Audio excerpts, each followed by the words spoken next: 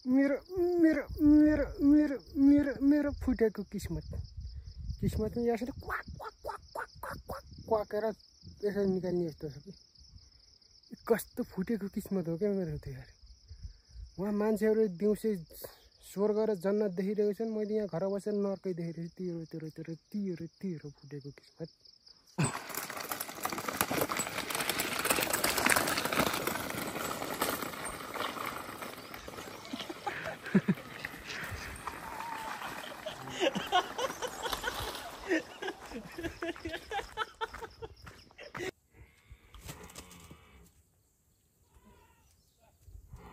कुखुराको लडाइँ, भाले भर्सेस भाले।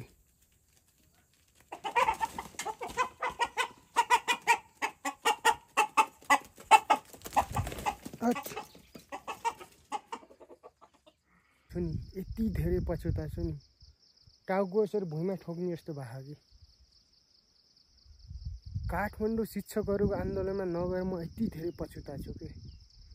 उहाँ मान्छेहरूले दिउँसै उहाँ स्वर्ग देखिरहेछन्, म घर बसेर नर्क देखिरहेको छु। यसरी आँसी नाम्लो बोकेर नर्क देखिरहेको छु। यति स्वर्ग देख्नु थियो भने त शिक्षकहरूको आन्दोलनमा काठमाडौँ जानुपर्ने हो कि। जान त खोजेको हो कि के मिलेन कि। कहिलेकाहीँ त यस्तो लाग्छ कि मेरो त किस्मतै फुटेको हो कि जस्तो लाग्छ कि। साथै दिन्न के मिल्दैन के। अहिले त मान्छेहरूले त उहाँ स्वर्ग देखेको देख्दाखेरि यति डाहा लाग्यो नि मलाई, म किन गएन भनेर।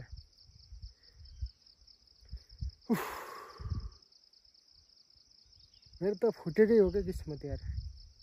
यति म पनि शिक्षक आन्दोलनमा काठमाडौँ गएको मैले पनि दिउँसै एक बेला स्वर्ग पुग्थ्यो होला कि। उहाँ मान्छेहरू स्वर्ग पुगिरहेछन्, म चाहिँ नर्क छु। मेरो जिन्दगी फाइनली आजबाट मकै खनेर पनि भइयो। यो आज लास्ट हो। अब त आनन्द अब मकै खन्नु पर्दैन एकछिन।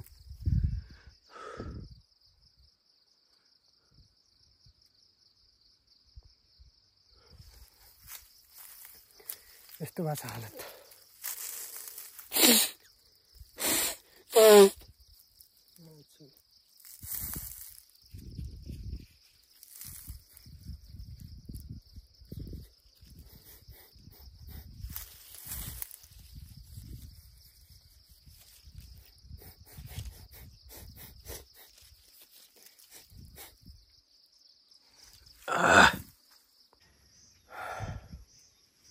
भलै गाडी जति नै सुकै नयाँ होस्, तर गाडीको साइलेन्सर कालै हुन्छ।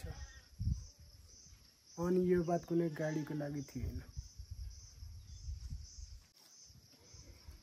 भलै गाडी जति नै सुकै नयाँ होस्, तर गाडीको साइलेन्सर कालै हुन्छ। अनि यो बात कुनै गाडीको लागि थिएन। गाडी त गाडीकै लागि थियो कि, तर कुन गाडी हो सही कुरा भन्न जरुरी छैन जस्तो लाग्छ। गाडी जति नै सुकै नयाँ भए पनि गाडीको साइलेन्सर कालै हुन्छ। उनीहरूको लागि सबै देखिसक्नु भएको छ।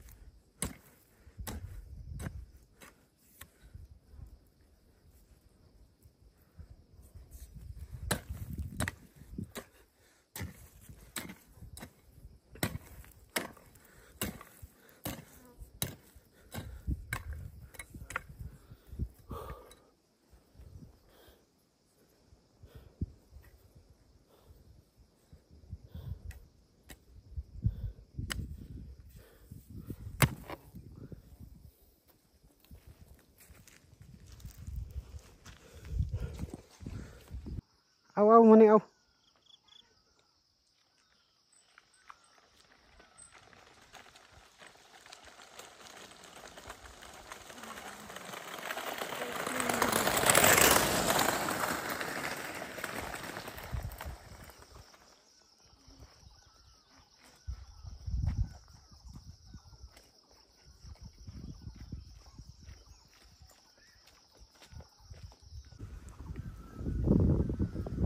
जिन्दगीमा आफूसँग गाडी र गाडी भएन भने दुःख पाइदो रहेछ।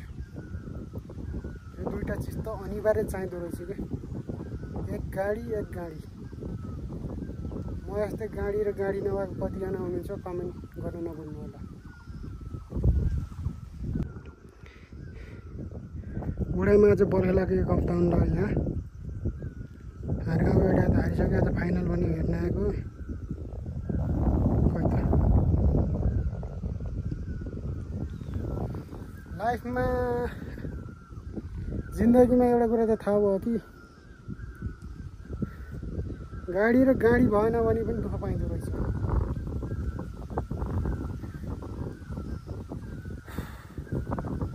लाइफमा यो दुईटा चिज त इम्पोर्टेन्ट रहेछ। नभई नहुने रहेछ, अनिवार्य रहेछ। गाडी र गाडी। यदि लाइफमा गाडी र गाडी छैन भने पनि एकदम दुःख पाइँदो रहेछ यार। म जस्तो यस्तो लाइफमा गाडी र गाडी नभएको कतिजना छन् कमेन्ट गर्न नभुल्नु होला। यो बाटो स्कुल हिँड्ने क्रममा मेरो ब्याजमा त हामी जम्मा 4 जना थियौँ। 2 जना केटा 2 जना केटी। तर पनि हामी सबै राम्रा थियौँ क्या। त्यस्तो थिएनौँ। हामीभन्दा धेरै 9-10 ब्याज अगाडिको दाइ दिदीहरूले पढ्दाखेरि तिनीहरूले यहाँ त मोज मस्ती गर्थे।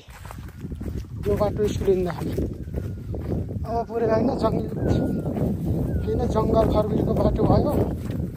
टक्क यतै मकैबारी दरम भने जस्तै सबै यतै मकैबारी दरम बनाउँथे। तेलम्पाल हाम्रो ब्याजको त हामी साह्रै सोझो बिहार। आफू पनि त साला हाम्रो ब्याजमा ठ्याक्क 2 जना केटा 2 जना केटी थियौँ नि त।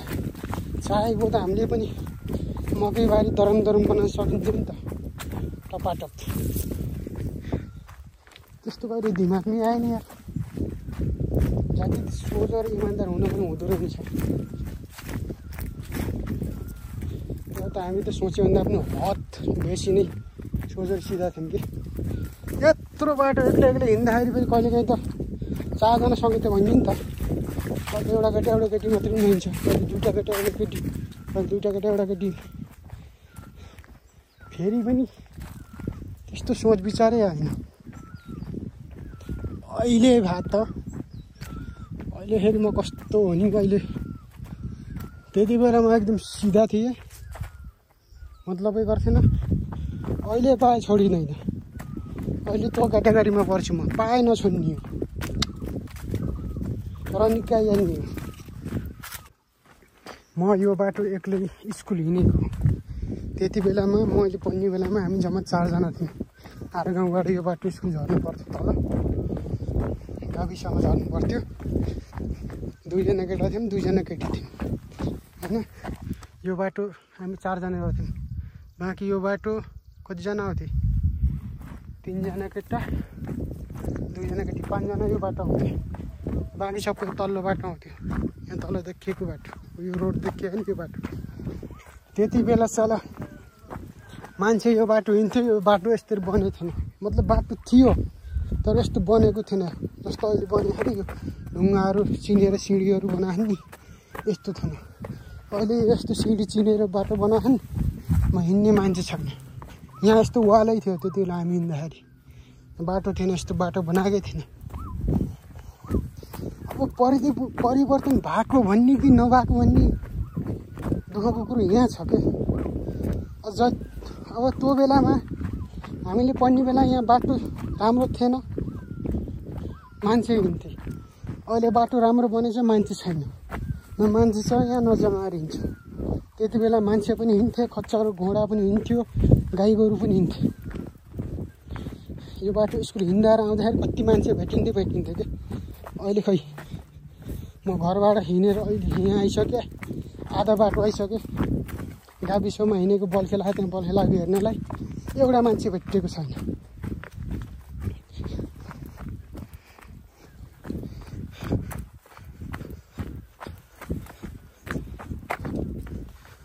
यो स्वामीको रुख जमाना ठिक उल्टो चलिरहेछ कि मान्छेले भन्दाखेरि विश्वास गर्दैन तर जमाना उल्टै चलिरहेछ त्यति बेला साला जनावर हिँड्थ्यो मान्छे हिँड्थे गाई गोरु चराउनेहरूको भिड लाग्थ्यो बाटो थिएन अहिले बाटो छ न यहाँ गाई गोरु हिँड्छ न खच्चर घुँडा हिँड्छ न मान्छे नै हिँड्छ हेर यहाँ जङ्गल पलाएर यो सब बारी थियो यार अहिले त साला यहीँ कुखुरा बस्नु ल एकदिन आउनुपर्छ हन्टिङ खेल्नलाई कुकुरो मारिकन खानुपर्छ यो बाटो बनाउनु नै हाँगाको केटाहरूले खनेका हुन् खनेर ढुङ्गानी बोकेर यसरी राखेछन् यहाँ पुरै सिँढी बनाउने हो सिँढी बनाएर ढलाइ गर्ने पानीले खोलेर यस्तो बनाइसकेछ काम छ कान्छी मलाई कान्छा बनाएर राख्नु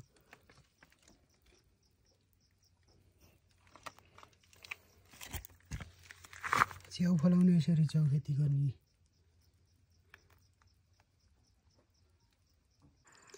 एक फेर हामी यहाँ भैलो खेल्न गएको यो ठुल्ठुलो गाउँ देखेर गाउँ होइन यो देखियो नि बाटो यो ठुल्ठुला घर हामी भैलो खेल्न पनि यहाँ ठुल्ठुलै घर देखेर गएको हो कि घरमा त ठुल्ठुलो मान्छेको मन चाहिँ सानसानो पैसा नदिने यार कलबाट भैलो खेल्न गएको 150 100 200 भन्दा नदिने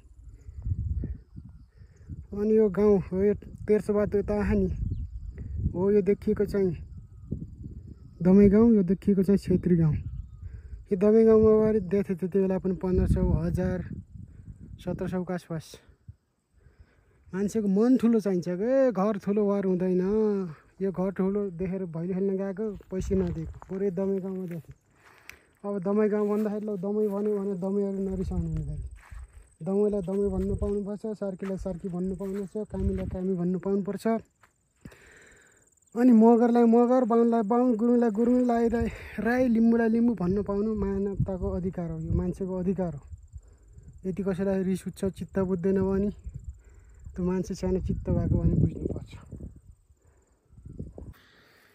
हामीले यसरी ओ उहाँ दिएको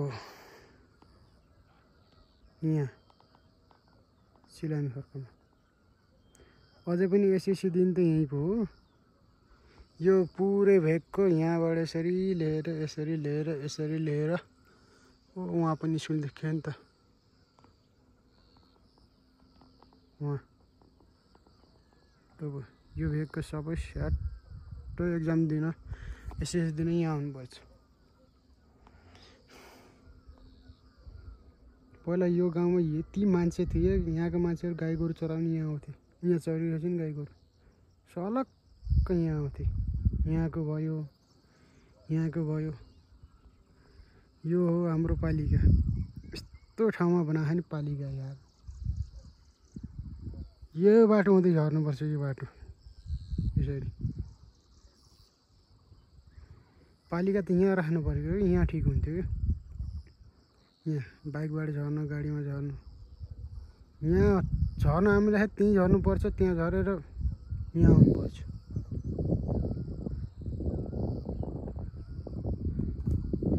रोडहरू सबै पिच भयो अब यसलाई पिच भनियो कि के भनियो यो रोडलाई बनाउनु राम्रै बनाउनु नि यार हैन कहीँ पुस्तापछि एउटा बजेट पर्छ होइन एउटा टेन्डर पर्छ त्यो पनि यस्तो छ गिट्टी बिछाउँछ माथि आएर अलकत्र हालिदिन्छ बस विदेशतिर यार सिस्टम यार सालमा टेन्डर पर्छ यार सालमा टेन्डर पर्छ यार एक हाल्छ कालो पत्रै हाल्छ पुरा पिच गर्छ एक सालपछि फेरि टेन्डर पर्छ फेरि त्यसलाई कौसो फाल्छ फेरि पर्छ नेपालमा साला कैयौँ पुस्ता लाग्छ क्या नेपालमा टेन्डर पर्न कहीँ पुस्तापछि एउटा टेन्डर पर्थ्यो त्यो पनि गिटी चाहिन्छ माथि कालो पत्र हालिदिन्छ छोड्यो त्यो 1 साल पनि टिक्दैन यार बनाएपछि त राम्रो बनाउनु नि यार हैन नेपालमा के हो कि सिस्टमै नेपालको किन उल्टो चलिरहेको छ कि त्यो सबलाई थाहा छ यो टिक्दा पनि टिक्दैन टिका हुँदैन यसो गरेर हामीलाई घाटा छ फेरि पनि मान्छेले त्यसै नै गरे आउँछ नेपालको सिस्टमै खराब होइन हो कि नेपालको मान्छे नै खराब हो नेपाललाई सतीले सरापेको देश भन्छ नि यो हकीकतमा प्रमाणित भएकै छ के यस्तो लाग्छ कि नेपाललाई सतीले सरापेको देशै हो कि नत्र भने नै नेपालमा पुग्दो नपुग्दो 3 करोड मान्छे छ मेरो घन्टा पनि छैन 3 करोड मान्छे त गन्नीमा नि पुग्दो नपुग्दो 3 करोड छ त्यही पनि मान्छेलाई फुटानी लगाउनु भएको छ गफ लाउनु भएको छ कि नेपालमा 3 करोड जनता छ भनेर मेरो घन्टा छ चिप्ने भुत लगाउने मात्रै 3 करोड जनता पुराणको लागि त ती नपुग्दो 3 करोड जनताको पनि एउटाको दिमाग छैन कि सबको सब त्यस्तै दिमाग सबै पार्टीको कार्यकर्ता झोले वफादार हाम्रो पार्टी सब काङ्ग्रेस एमालेमा माओवादीका झोले मात्रै छन् अनि देश घन्टा उगो लाग्छ कति मजाले औँसीले पाके रहेछ प्रकृतिले दिएको फल मस्त खानुपर्छ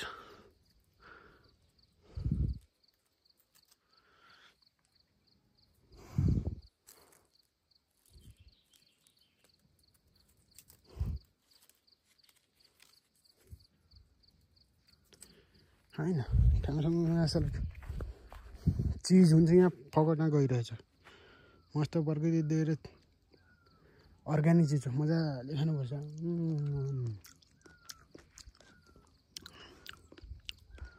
कत्रा पाके म चाहिँ आज जङ्गलमा झेक्रा काट्न आएको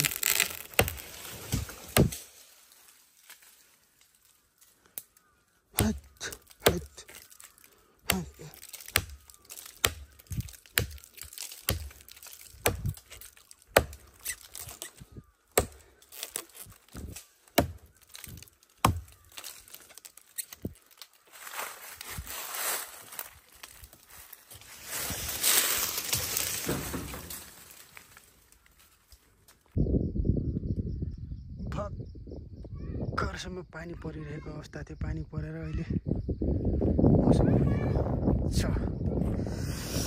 कति पर्छ हो पानी परे झौला रहेछ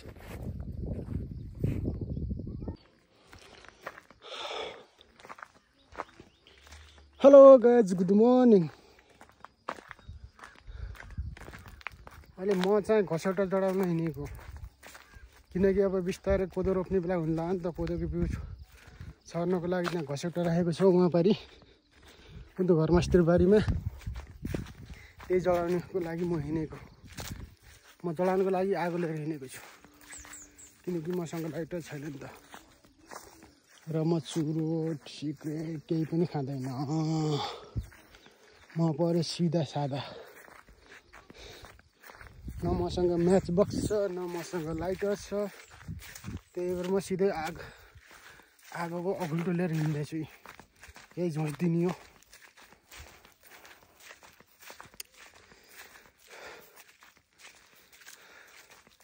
अब म चुरोट खाने भयो सिगरेट खाने भयो होइन गाँजा बिडी यताउता ह्यान त्यान लागु पर्दा खाने भएको मसँग लाइटर चुरोट होइन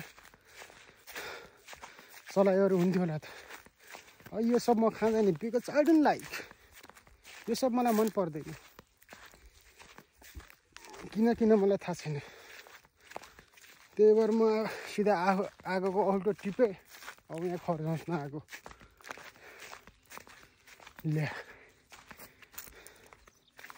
के भयो त यार त म चाहिँ यहाँ कोदोको बिउ छर्ने बेला भयो भने यहाँ घसौटा जलाउन आएको यहाँ घरकोले जलाइदिइसकेछ नि त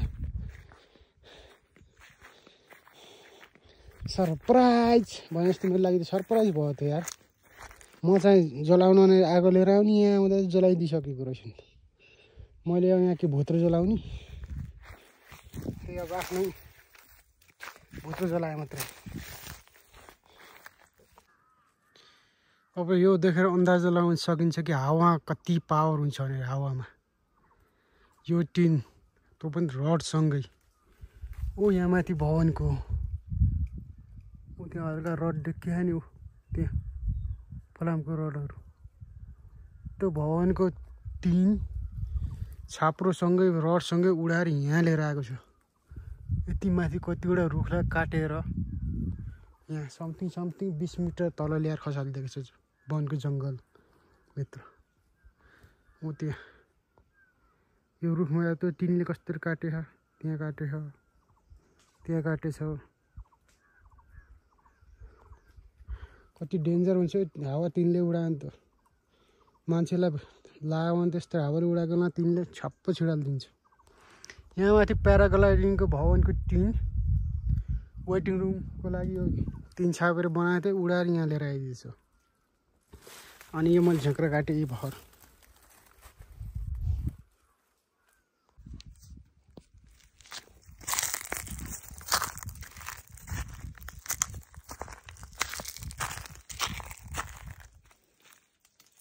यत्रो झाँक्रा बोकेर आउनुलाई गाँड फाटेर हातमा आयो यार आफू त त्यति ठुलो पनि छैन यार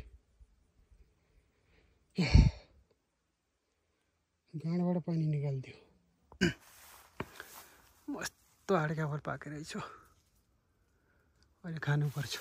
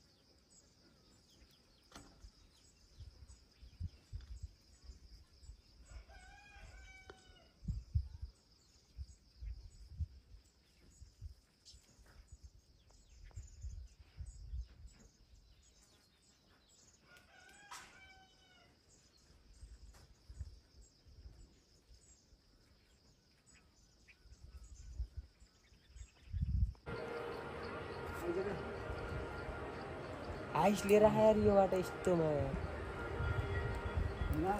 आइस आउँदा जस्तो त राम्रो यो बाटो उता ट्याक्सी आइरहेछ देख्दैन ऊ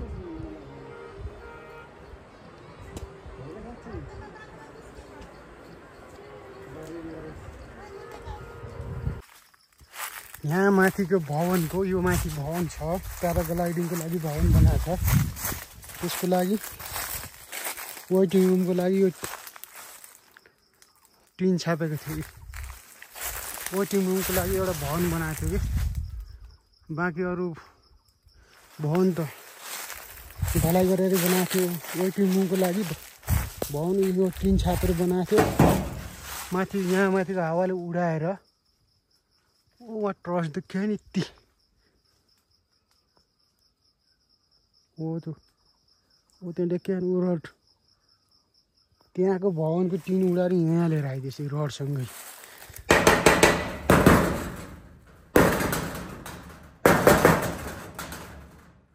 कसैले निकाल्न नि खोज्दैन यार हेरेर जानु नि यार यति नचाहिने भयो भन्नु चाहिँदैन म उकाएर लान्थेँ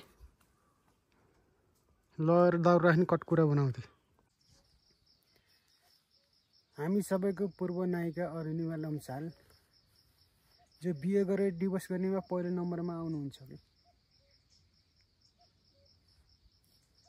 लाइनमा बसे पनि मेरो पनि पाला आउँछ कि हो म पूर्व नायिका भन्दा पनि बढी डिभोर्स नायिका नै चिनिनु भएको कि आजभोलि के फरक पर्छ र लिन पनि परेन दिन पनि परेन 6-7 महिनासम्म बिहे गर्यो त्यसपछि डिभोर्स गर्यो अब पैसा लेन देन परेन कि मान्छे त लेनी देनी त भइहाल्छ त प्रकृतिको नियमै हो के फरक पर्छ र?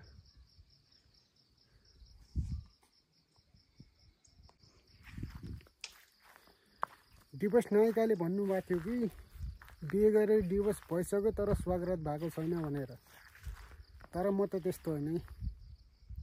म त बिहे गरेको रात नै स्वागत मनाउने, दे दनादन धडाधड धडाधड। बाँकी त अब बिहे गरेको कति दिनमा डिभोर्स हुने त थाहै छैन। त्योभन्दा त पहिले स्वागत मनाइहाल्ने होइन, पछि रिग्रेट नगर्नुहोस् न यार, डिभोर्स भइसकेपछि मैले स्वागत मनाउनु पाएन भन्ने। त्यस्तो नै, म त बिहे गरेको रात नै दे दनादन